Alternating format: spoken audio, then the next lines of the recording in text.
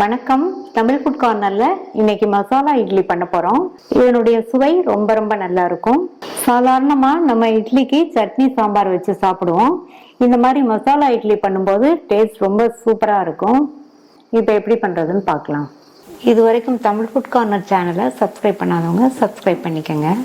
மசாலா இட்லி பண்றதுக்கு 6 இட்லி எடுத்து வச்சிருக்கேன். இப்போ இதை கட் பண்ணிக்கலாம்.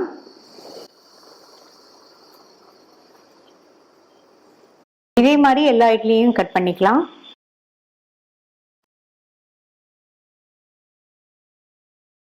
இந்த பேன்ல 1.5 டேபிள் ஸ்பூன் எண்ணெய் சூடாயிருச்சு. ஒரு சின்ன பீஸ் பட்டை, 2 கிராம்பு, 1/2 டீஸ்பூன் சோம்பு, கூடவே கொஞ்சம் கல்பாசியும் சேர்த்துட்டு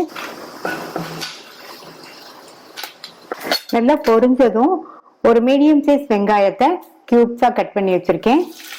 வெங்காயத்தை சேர்த்துட்டு இதை லைட்டா வதக்கி விட்டுக்கங்க. வெங்காயம் ரொம்ப வதங்கக்கூடாது.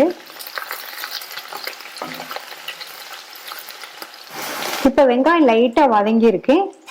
இதுல 3/4 டீஸ்பூன் இஞ்சி பூண்டு விழுது சேர்த்துக்கலாம்.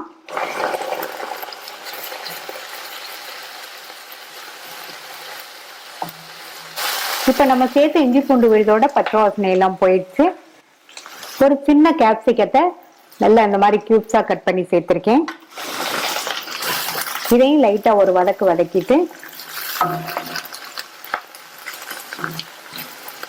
ஒரு மீடியம் சைஸ் தக்காளியை கட் பண்ணி சேர்க்கிறேன். இந்த மாதிரி சின்ன சின்ன பீசஸா கட் பண்ணி சேர்த்துக்கங்க. தக்காளி வதங்கிறதுக்கு கொஞ்சமா உப்பு சேர்க்கிறேன். தக்காளி மசிற அளவுக்கு வதங்க வேண்டியதில்லை, ஓரளவு வதங்கினா போதும். இப்ப தக்காளி ஓரளவு வதங்கியிருக்கு. குடமிளகாவும் கலர் மாறாம வதங்கியிருக்கு. அடுத்து இதுல 2 பிஞ்ச் மஞ்சள் தூள், 3/4 டீஸ்பூன் தனி மிளகாத்தூள், 1/2 டீஸ்பூன் கொத்தமல்லி தூள், 1/2 டீஸ்பூன் மட்டன் மசாலா சேர்த்திருக்கேன். இதுக்கு பதில் நீங்க கரம் மசாலா தூள் இருந்தாலும் சேர்த்துக்கங்க. இது கூட 1/4 டீஸ்பூன் மிளகுத்தூள் சேர்க்கிறேன். நம்ம கிராம்பெல்லாம் சேர்த்திருக்கோம், அதுலயும் காரம் இருக்கும். இஞ்சி பூண்டு விழுதுலயும் காரம் இருக்கும். அதனால மிளகுத்தூள் கொஞ்சமா சேர்த்தா போதும். தக்காளி வதங்குறதுக்கு கொஞ்சம் உப்பு சேர்த்தோம். இப்ப இந்த மசாலாக்கு தேவையான அளவு உப்பு சேர்த்துக்கலாம். ஆல்ரெடி இட்லியில உப்பு இருக்கும், அதனால இப்ப இந்த அளவு உப்பு போடும். இது கூட 5-6 புதினா இலைகளை சேர்த்துக்கங்க, நல்லா வாசனையா இருக்கும். இப்ப எல்லாத்தையும் லைட்டா ஒரு வதக்கிட்டு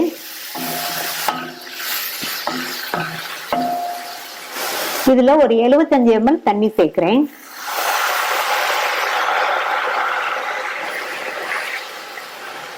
இந்த மாதிரி கொஞ்சமா தண்ணி சேர்த்தோம்னா இந்த மசாலாலாம் நல்லா ஒண்ணு சேர்ந்து வரும்.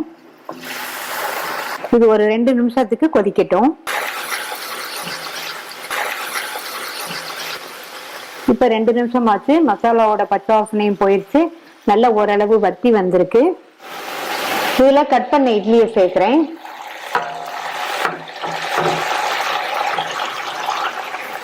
இட்லியை சேர்த்துட்டு ஸ்டவ்வை நல்லா சிம்ல வச்சிருங்க. இந்த மசாலால எல்லா இட்லியுமே நல்லா கோட்டாகி வரட்டும்.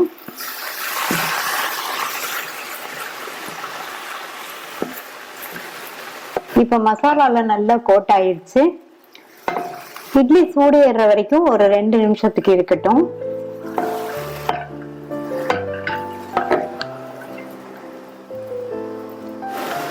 இப்ப இட்லி நல்லா சூடு ஏறிடுச்சு. இதுல 2 பச்சை மிளகாவை இந்த மாதிரி கட் பண்ணி சேர்க்கிறேன். இது காரம் இருக்காது, பச்சை மிளகாவோட வாசனை கிடைக்கும். அடுத்து இதுல 2 டீஸ்பூன் நெய் சேர்க்கிறேன். நெய் சேர்த்துட்டு நல்லா ஒண்ணா மிக்ஸ் பண்ணி விட்டுருங்க.